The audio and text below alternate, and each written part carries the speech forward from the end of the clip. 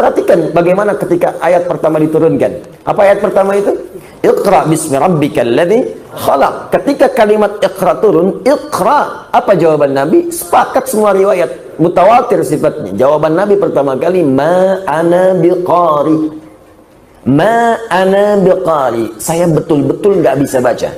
Ada sebagian orang menganggap Rasulullah itu tidak buta huruf. Di sini saya sampaikan kepada ya, sebagaimana firman Allah Subhanahu wa taala yang bunyinya dalam surah Jumat ayat 2. Wallazi ba'asa fi ummiyina rasulan minhum yatlu alaihim ayati wa yuzakkihim wa yu'allimuhumul kitaba wal hikmata wa in kanu min qablu lafi dolalin mubin. Apa kata Allah? Dialah yang mengutuskan seorang rasul kepada kaum yang buta huruf, ya, dan untuk mensucikan mereka sebelumnya mereka dalam keadaan sesat yang nyata. Di sini saya sampaikan kepada yang buta huruf itu bukan rasul, kaum di Mekah dahulunya yang buta huruf. Dan sebelum disampaikan rasul itu, dia dalam keadaan sesat yang nyata. Coba buka surat Jumat ayat 2. Jadi yang buta huruf itu bukan rasul, tapi kaum itu, kaum yang berada di Mekah dulu yang buta huruf. Itulah diturunkan rasul kepada kaum yang buta huruf. Itu arwah paham. Kita secara akal saja manalah mungkin Allah memerintah kepada orang yang tidak tahu membaca, ya. Allah memerintah kepada orang yang tidak tahu membaca, tak mungkin. Dia meminta rasul menyampaikan kepada kaum yang buta huruf, bukan rasulnya yang buta huruf, ya. Berdasarkan akal sajalah. Manalah mungkin pemerintah mengangkat guru yang buta huruf untuk mengajar orang buta untuk mengajar murid yang buta huruf.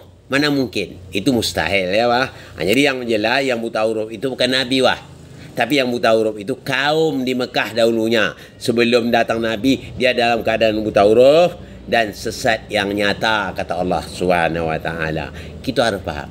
Yang berikutnya, kalau mau menafsirkan satu kalimat itu dengan menggunakan bahasa Arab bukan dengan bahasa Indonesia saja.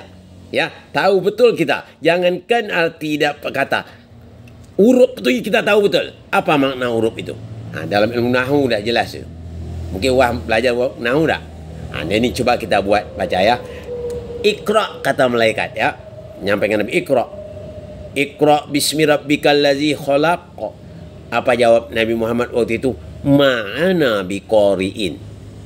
Ma'ana biqari'in itu di situ itu bukan manafi. Di situ istifham namanya. Istifham artinya bertanya. Jadi ma'ana biqari'in, apa yang mau saya baca? Bukan arti saya tidak pandai baca. Kalau saya tak pandai baca, la di situ. La ana biqari'in. Itu harus paham ya Dengan adanya apa yang saya sampaikan ini, mudah-mudahan sadar bahwa Nabi itu tidak buta huruf.